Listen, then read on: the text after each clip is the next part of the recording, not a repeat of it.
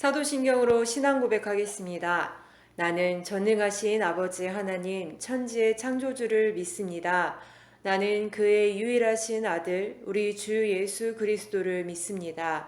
그는 성령으로 잉태되어 동정녀 마리아에게서 나시고 본디오 빌라도에게 고난을 받아 십자가에 못 박혀 죽으시고 장사된 지 사흘 만에 죽은 자 가운데서 다시 살아나셨으며 하늘에 오르시어 전능하신 아버지 하나님 우편에 앉아 계시다가 거기로부터 살아있는 자와 죽은 자를 심판하러 오십니다.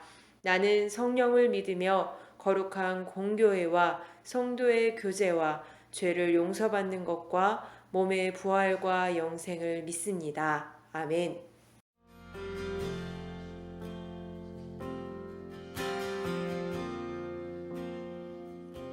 보소서 주님 나의 마음을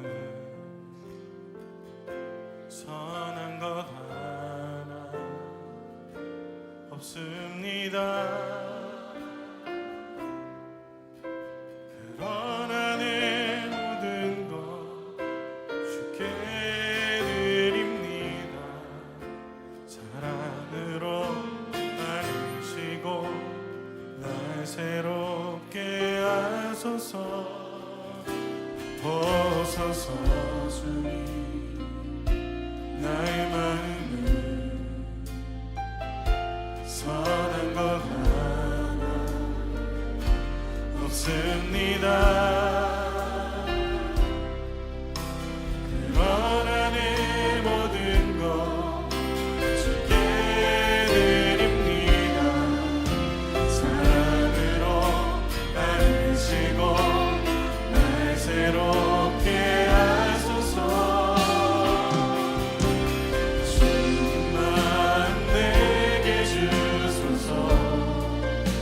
내 아버지 주님만 내게 주소서. 나를 향하신 주님의 뜻이 이루어지도록 주님만 내게 주소서. 보소서 주님 보소서 주님 나의 마음 선한 것 하나 없습니다. 그러나 내 모든 것 주께 드립니다. 사랑으로 안으시고 날 새롭게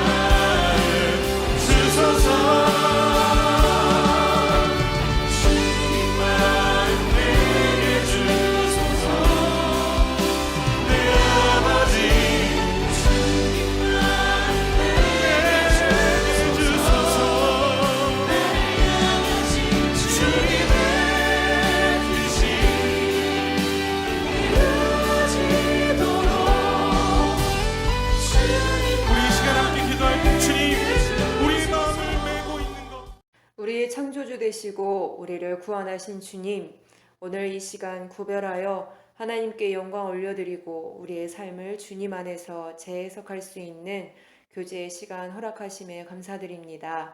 날마다 연약함, 나의 악함을 바라보지만 낙담하지 않도록 끊임없이 보호하시고 이끄신 주님의 은혜를 생각합니다. 우리가 무엇이간데 우리가 한 것도 없이 무조건적인 주님의 사랑을 받으니 죄송하고 감사한 여러 감정들 느낍니다. 이런 마음이 들수록 더욱더 우리의 삶이 주님 앞에 있을 수 있도록 날마다 강하게 우리를 붙잡아 주옵시고, 특히 이 시간 예배에 집중할 수 있도록 우리의 마음을 주장하여 주옵소서. 하나님에 대해 더욱 알길 바랍니다. 경험하길 바랍니다. 여러 가지로 미흡한 예배의 현장이지만 그럼에도 이 시간 각 자리 가운데 하나님께서 임재하여 주셔서 찬양으로 기도드림으로 말씀 듣는 그 가운데 주님의 마음 더욱 알아가는 우리가 되게 하여 주옵소서. 이 모든 말씀 살아계신 주 예수 그리스도의 이름으로 기도드립니다. 아멘. 오늘의 본문 말씀 야고보서 3장 17절에서 18절 말씀입니다. 함께 읽겠습니다. 17절. 오직 위로부터 난 지혜는 첫째 성결하고 다음에 화평하고 관용하고 양순하며 긍휼과 선한 열매가 가득하고 편견과 거짓이 없나니. 18절. 화평하게 하는 자들은 화평으로 심어 의의 열매를 거두느니라. 아멘. 지난 시간에 이어서 야고보서 3장의 내용 함께 살펴보겠습니다. 세상에는 기본적으로 지혜를 소유하고자 하는 욕구가 있습니다. 창세기 3장의 내용을 보면 하와가 안타깝게 선악과를 따먹음으로 하나님의 명령을 저버리는 그 장면을 볼 수가 있죠. 근데 하와가 이렇게 얘기합니다. 그 나무를 본즉 먹음직도 하고 보암직도 하고 지혜롭게 할 만큼 탐스럽기도 한 나무이다 라면서 그 실과를 따먹는 장면을 우리가 보게 됩니다. 얼마나 지혜에 대한 욕구가 크면 하나님께서 명하신 바를 저버리기까지 했을까요? 우린 바로와 요셉의 이야기를 잘 알고 있습니다. 바로가 꿈을 꾸었어요. 얼마나 괴로웠으면은 신하들이 시켜서 이 꿈을 해몽할 사람을 찾으라. 어느 누구도 상관이 없다. 그 가운데 감옥에 갇혀있고 노예 신분인 요셉이 추천받아 그 꿈을 해몽하는 그 장면을 보게 됩니다. 바로의 마음이 해결이 되었고 요셉을 통해서 해결 방안을 또 듣게 됩니다. 요셉은 지혜 있는 자를 세워서 이 예상되는 어려운 시기를 잘 넘겼으면 좋겠다라고 이야기를 하는데, 바로는 이렇게 얘기하죠. 너와 같이 명철하고 지혜 있는 자가 없다 라면서 노예 신분이고 또 범죄자로 감옥에 갇혀있는 그이지만 지혜가 돋보이기 때문에 자기 다음에 가장 큰 권력자로서 그를 세우게 됩니다. 이만큼 지혜라는 것은 굉장히 매력적인 부분이라는 것을 우리가 알 수가 있죠. 우리 또한도 이 지혜를 얻고 싶지는 않나요? 네. 지혜는 무엇이고 지혜는 어떻게 얻을 수가 있을까요? 이 지혜를 찾아가기 위해 우린 열심히 공부합니다. 물론 지금 공부하는 것은 반강제적인 부분도 없지 않아 있지만 본래 공부, 연구함은 내가 어떠한 것들을 알고자, 얻고자, 깨닫고자 하는 욕구로 이어진 행위예요.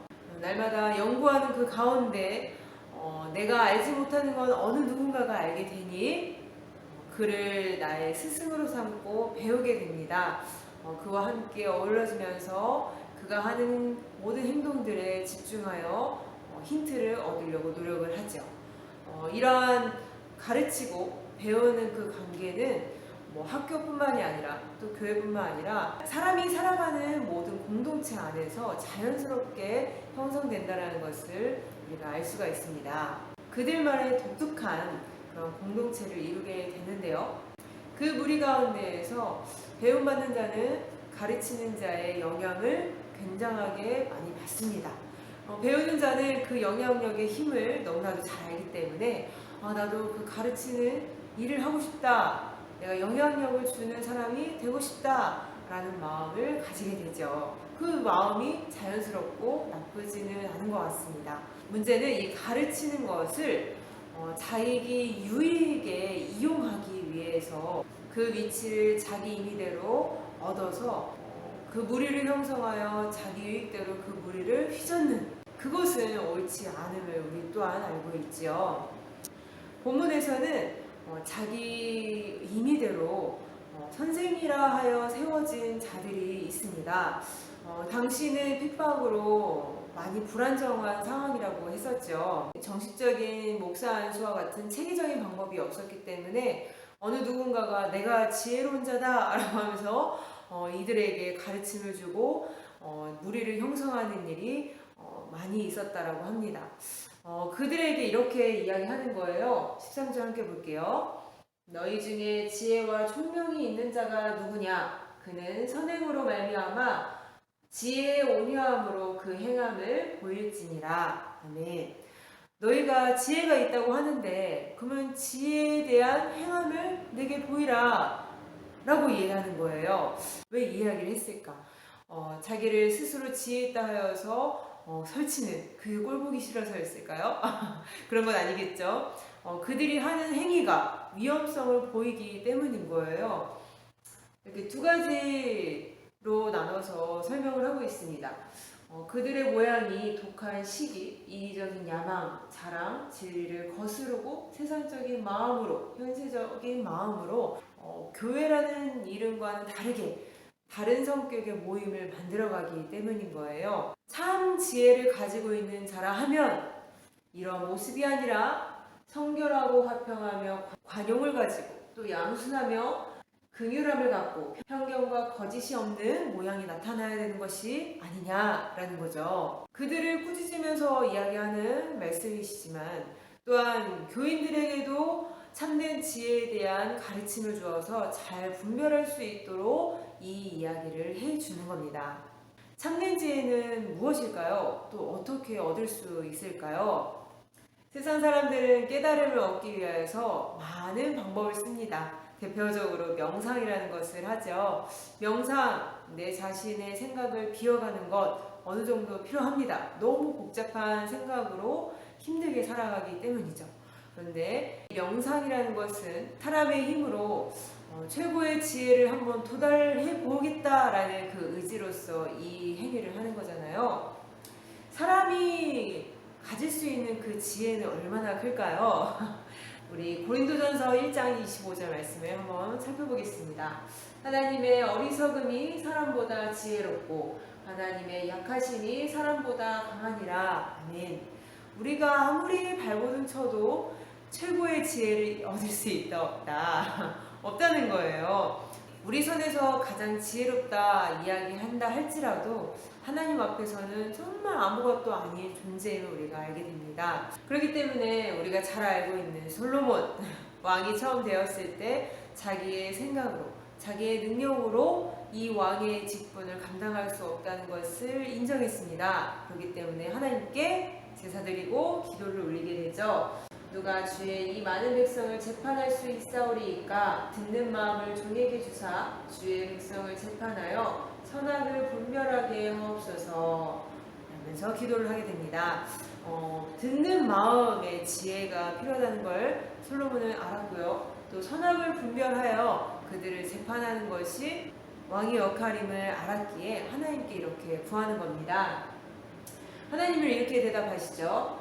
오직 성사를 두고 분별하는 지혜를 너가 구했으니 내가 너를 지혜롭고 총명한 마음을 주겠다라고 이야기하십니다. 우리가 인정하고 있는 지혜의 왕 솔로몬은 자기의 능력으로 자기의 지혜로 나라를 치리했던 것이 아니었던 거죠. 바로 하나님께 그 지혜를 구하고 하나님께 그 지혜를 받음으로 이 어마어마한 많은 일들을 감당했다는 것을 볼 수가 있습니다.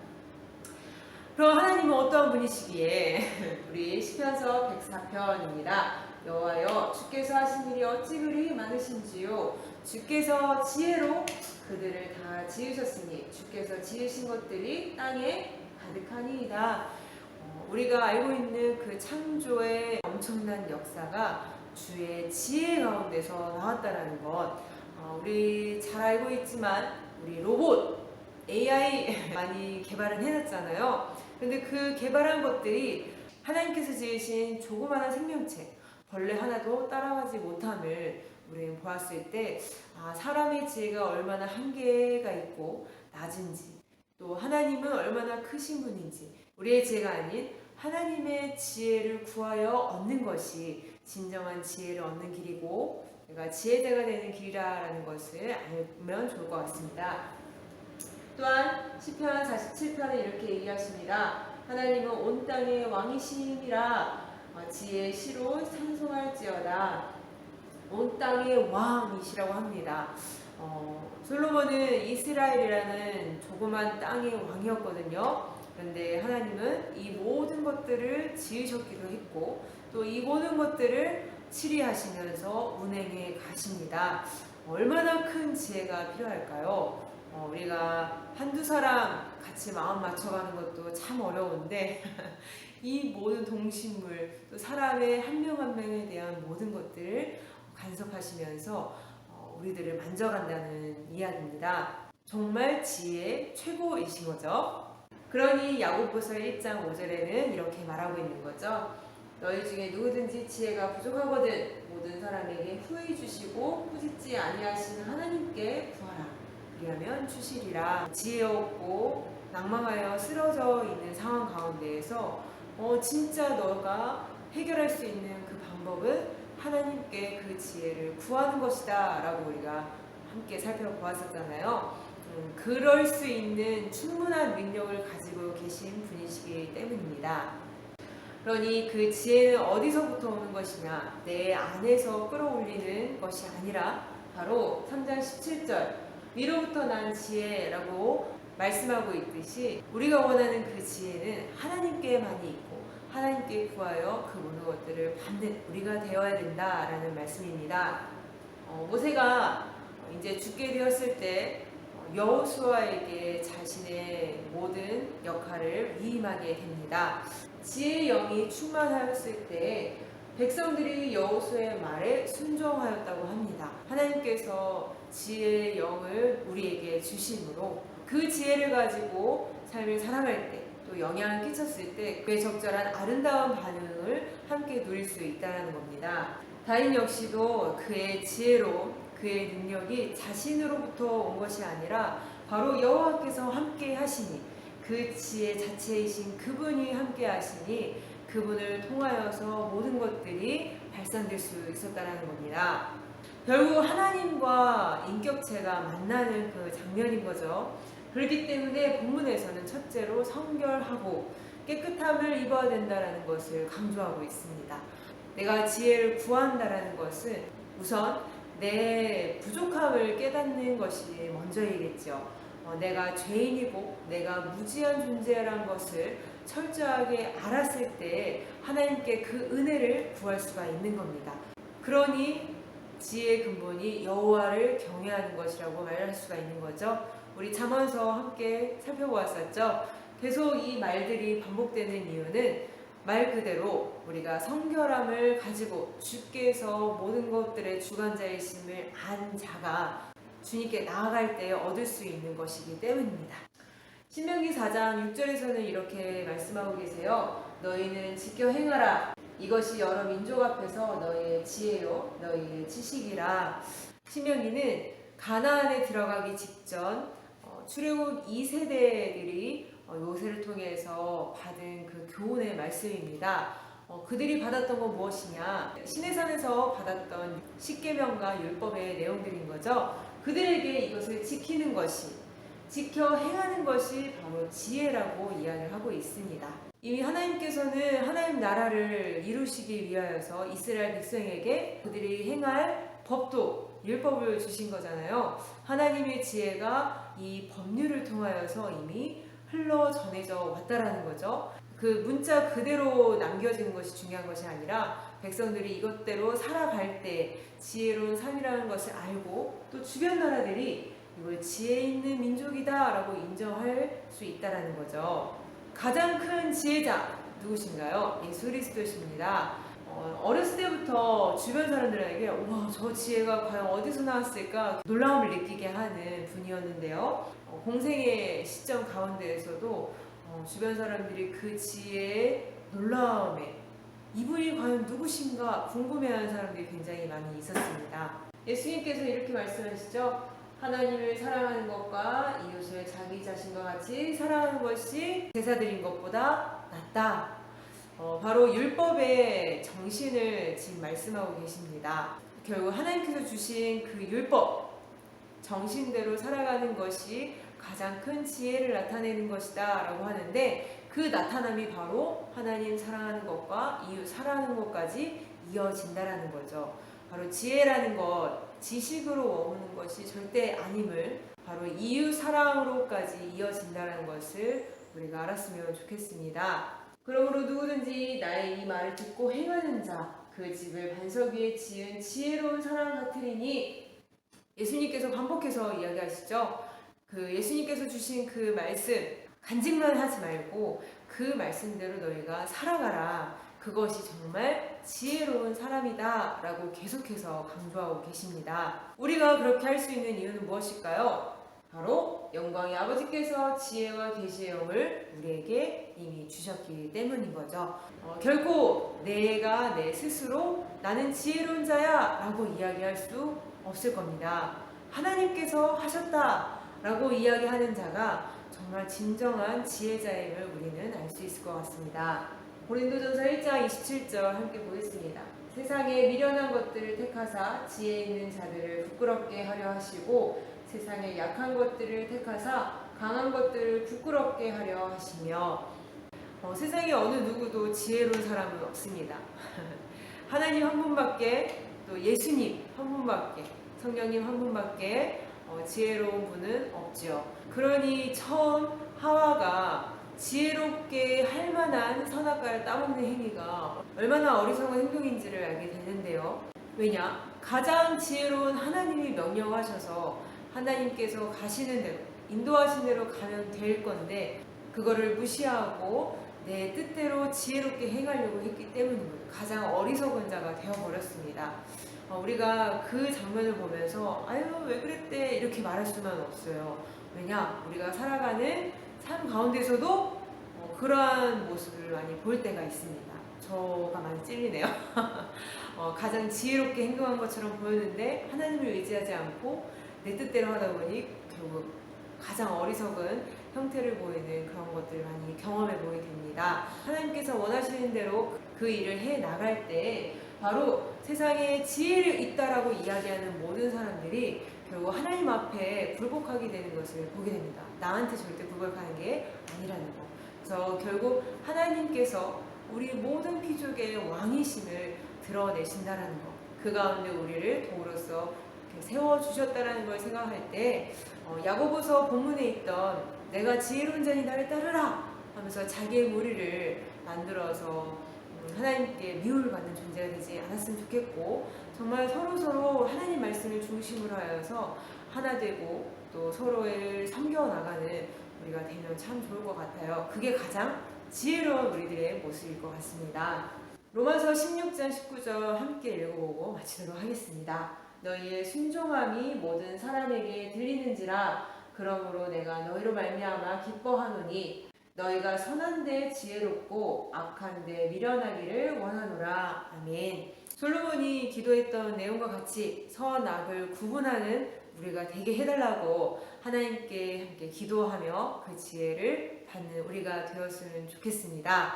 그리하여서 이 말씀대로 선한데 가장 지혜롭고 악한데 가장 미련할 수 있는 그런 복된 우리가 되기를 바랍니다. 주님의 지혜로 우리를 채워주소서. 우리의 연약함, 우리의 무지함, 우리의 악함 모든 것 인정하고 주님의 은혜만을 바랍니다. 우리는 주님 없이 살 수 없는 존재이오니 주님께서 허락하신 이 삶을, 이 시간들을 살아갈 때 주님으로 살아갈 수 있도록 하옵소서. 주님께서 모든 것을 채워주셨음에도 그 은혜를 알지 못하고 지낼 때가 많이 있습니다. 우리에게 허락하신 은혜들을 날마다 세워가며 기쁨 가운데 주님과 동행하는 한 주간의 승리의 삶으로 인도하실 것을 믿사오며 살아계신 주 예수 그리스도의 이름으로 기도드립니다. 아멘. 주께서 가르쳐 주신 기도드리심으로 2020년 9월 20일 청소년부 예배 마치겠습니다. 하늘에 계신 우리 아버지여, 이름이 거룩히 여김을 받으시오며 나라의 임하옵시며 뜻이 하늘에서 이루어진 것 같이 땅에서도 이루어지이다. 오늘날 우리에게 일용할 양식을 주옵시고 우리가 우리에게 죄 지은 자를 사하여 준 것 같이 우리 죄를 사하여 주옵시고 우리를 시험에 들게 하지 마옵시고 다만 악에서 구하옵소서. 대개 나라와 권세와 영광이 아버지께 영원히 있사옵나이다. 아멘.